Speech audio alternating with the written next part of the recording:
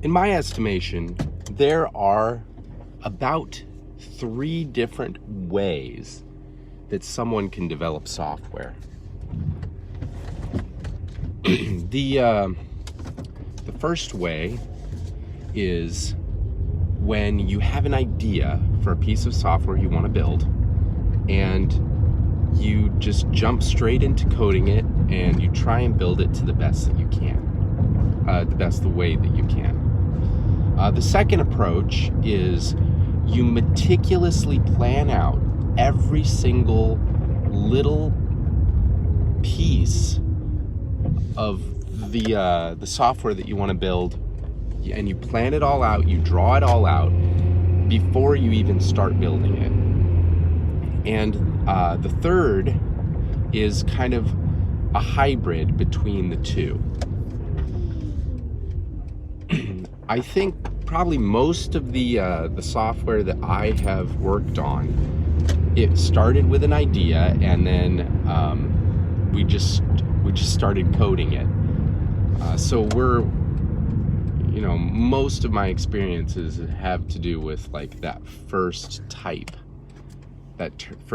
of software. And there's the problems with this way of building is that you end up building things that have a lot of bugs and issues and problems because you didn't know what to expect when you were getting into it. And that can make a lot of things difficult. It can make it challenging because, like, for example, let's say that you build your software with the idea that your database is going to look a certain way. So you set up your database, and then you start building everything off of that. And then you realize, oh shoot, I need another column in my database. And so you add the column in the database, and everything else in your software is expecting the database to be that way, and it's not, and it breaks everything. And that happens a lot. And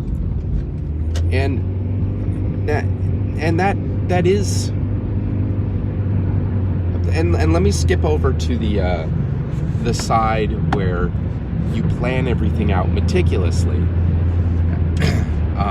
If you plan everything out meticulously, you get your piece of paper, you draw out everything that you're going to build, and you really think about it, and you think about where all the buttons are going to link to, and how the user is going to use it, and it's very easy to change at this stage. If you draw a button and then you're like, oh shoot, and then you realize later while you're drawing out the rest, oh shoot, this button shouldn't be here, or I need an extra button here. You can just take a pencil and draw in an extra button, or erase it, or whatever it is. And so because it's so easy to change, a lot of people think that this is the superior method of building stuff because you can basically define what it is that you want in advance. And then the third way is kind of like, but let me explain the problems with this first, okay? So the problem with doing your software that way is a lot of times people don't know what it is that they need until they see it. And that makes it difficult because you plan it all out, everything's working great, and then you get it approved, and you start building it, and then halfway through building it, the customer will say, well, wait a second, can we change this thing? And it's not in the plan. So, because everything is based on that plan. And so you end up with a similar kind of problem as the first way, where you just kind of hack it together, where everything's based on this one idea or premise, and because of that, it's like difficult to change. And so like that can be problematic as well. It's very difficult to change the plan once you already start building it, Because if you, like, let's say you have the entire software planned out and then you go to build it, and then someone says, well, could we add a new feature?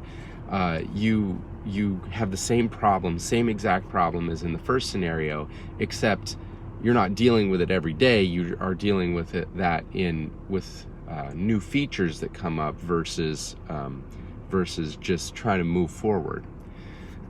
And I think that problem of having or being able to make changes is one of the biggest problems with software development. It's like the bane of software developers' existences. And then I was watching some videos about it, and I don't remember the guy's name. If you ask me about it, I can look him up and give it to you. But he was talking about this particular method of software development where essentially you go into it with a basic idea of what the software is going to do or be. Like you have a general idea about what the software is going to be, and you don't draw it out, you don't plan it out per se, but you do know what your goal is, and you kind of build your software and move forward with building your software in such a way that it is easily changed when you need to change it. So you have this different mental state, this different mentality where you're not trying to say, okay, I'm trying to just make this software work. What you're doing is you're trying to say, I want to make this software expandable. And that approach is a little bit different because it comes from a different space in your mind. So when you're building a website and you're adding a button in, and you're like, okay, I just need this button to do this. Instead of saying, what do I need the button to do, you're saying, how can I make making buttons as easy as possible for the next time I need to make a button. So when the customer says, hey, could we add a button here? You're like, oh, no problem. I already built a function that interacts with the database in a very generic way that I can just add onto the page. And so the code is probably going to be a little bit bigger. Like if you do the hack together method, the code base tends to be large as well because you have a lot of code in there that you end up not using because you're just trying to hack it together, and a lot of people don't go through and refactor it. And then with the other way, it's very concise. It's very slim and concise, but you cannot change it. It is what it is. And then with this third way, you have the ability to change it. It's modular and it's it's as easy to change as possible. And that way, anytime the customer wants things to be changed, you can just change it. And I think that's really the idea, is that you want, with that third method, you want to be able to build your software kind of like with components or Lego bricks, where you can just kind of take pieces out and modify it and change it. And that's the way that most big pieces of software are, is they build it in such a way where it's modular and changeable. And the disadvantage to this method is that all of the software that you end up building, it's all kind of the same, you know what I mean? That's why when people build frameworks, anybody who uses that framework in a way it's a very similar kind of piece of software because it all has the same base, and they're taking it pieces and components and just putting it together like Lego bricks. Like if you build anything out of Legos, anybody who looks at that thing that you built is going to say, oh, it's made out of Legos. Like there's no question about that. So if you build your Lego pieces, any piece of software that you build is going to, people will be able to say, oh, it's made out of Lego pieces, like WordPress, or what do you call it? Shopify or something like that. People can say, or Bootstrap is a perfect example. If you build something with Bootstrap, everybody says, oh, it's a Bootstrap site.